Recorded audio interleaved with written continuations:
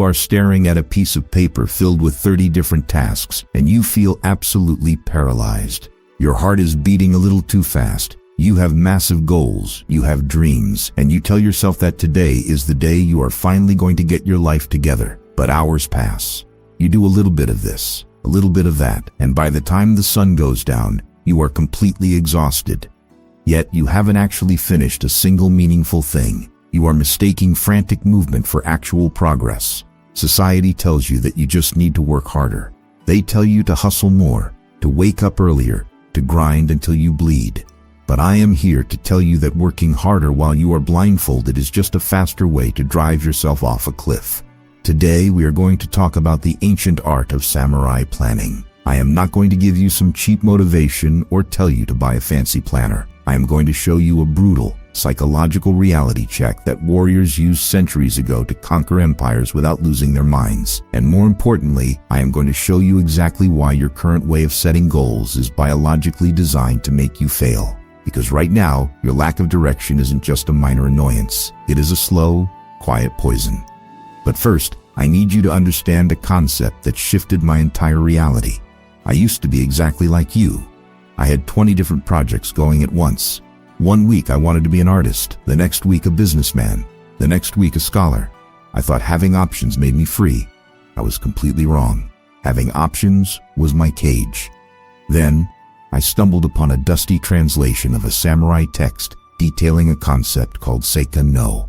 It translates roughly to the way of clear planning, and the very first sentence hit me so hard I had to put the book down. It read, "The plan is not for the world to obey. The plan is for your spirit to anchor." Think about that for a second. You are trying to make lists to control the unpredictable future. The samurai made a plan simply to control themselves. When a samurai faced an army of 10,000 men, he didn't write a list of 10,000 ways to block every sword. That would induce sheer panic. It would guarantee death. Instead, he went through a rigid psychological ritual to completely eliminate all choices but one. But right when you think this is just about making a shorter to-do list, we need to look at history. Watch what happens next, because this is where the conventional advice you've been fed completely falls apart. In the late 16th century, Japan was in utter chaos. Warlords were fighting for control of the country. There was a genius military strategist named Kuroda Kanbei. He was tasked with taking Takamatsu Castle. It was considered an impenetrable fortress. Every other general would have drawn up a massive, complex plan. Attack the east gate at dawn, dig tunnels on the west, send fire arrows from the south. They would have divided their forces and scattered their energy. Kanbei didn't do that. He looked at the terrain, he looked at his men, and he made an entirely different kind of plan.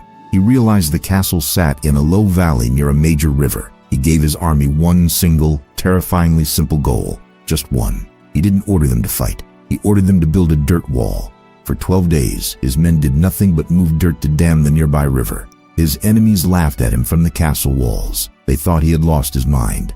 But Kanbei understood the power of singular focus. He wasn't distracted by the archers or the taunts. When the rainy season hit, the river swelled, the dam diverted the water, and Takamatsu Castle was entirely swallowed by a massive artificial lake. The fortress surrendered without Kanbei ever drawing his sword. He didn't win because he had a longer to-do list. He won because he violently eliminated every action that wasn't the main objective. Now let's bring this back to you. Your brain is not designed to hold 20 different goals at once. In psychology, there is a phenomenon called the Zeigarnik Effect. A Russian psychiatrist named Bluma Zeigarnik proved that human beings remember uncompleted tasks much better than completed ones. Every time you say, "I should start a business," or "I need to get in shape," but you don't create a singular path to do it, you open a mental loop. These open loops stay active in your subconscious. They drain your biological energy. Your anxiety is literally just your brain screaming at you because it is holding too many unclosed loops. The samurai understood this centuries before modern science. They knew that hesitation and divided focus would get you killed on the battlefield. So they developed a 3-stage framework to completely cure this paralysis. This isn't theory. This is the exact mental architecture you are going to use starting tomorrow morning. Stage 1. The silence before the blade. You cannot make a true plan when you are in a state of panic. When you wake up and immediately look at your problems, you are operating from a state of fear. You are reacting.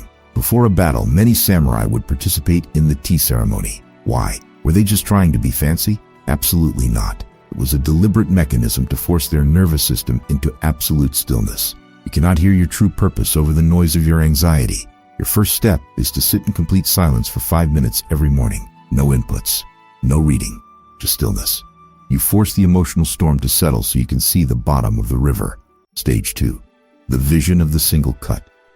This is where you determine your purpose. Not 50 goals, one direction. Billionaire Warren Buffett has a famously brutal strategy that perfectly mirrors samurai philosophy. He tells you to write down your top 25 goals. Then, circle your top 5. Most people think you focus on the 5 and work on the other 20 when you have free time. But the rule is the exact opposite. Those 20 other goals are not your backup plan. They are your avoid at all costs list. They are the things that are just interesting enough to distract you, but not important enough to change your life. They are the things keeping you scattered. They are the open loops draining your soul. The samurai asked themselves one simple question.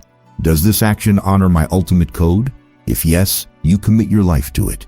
If no, you must brutally cut it away. No hesitation. Stage 3. The architecture of action. A plan is not a wish list. A plan is a contract with your own discipline. When a samurai set out on a mission, the plan had only 3 parts. First, the core objective. Why are we doing this? Second, the immediate next step, not step 10. Step 1. If your goal is to write a book, step 1 is not publish. Step 1 is sit in the chair and write 1 paragraph. Third, and this is the secret weapon most people ignore, what is the protocol for when it goes wrong? You must plan for the pain. You must pre-decide what you will do when you are exhausted, when you fail, when the enemy hits back. If you only plan for success, the first obstacle will shatter your momentum. But if you have a contingency, if you tell yourself, when I am tired, I will just do 5 minutes of work instead of quitting, you become bulletproof. You do not need to have the next 5 years of your life figured out. That is an illusion. The world will change. The economy will shift. Enemies will appear where you least expect them. The goal is not perfection. Perfection is a myth sold to you by cowards who never actually build anything. The goal is movement in the right direction, with absolute honor.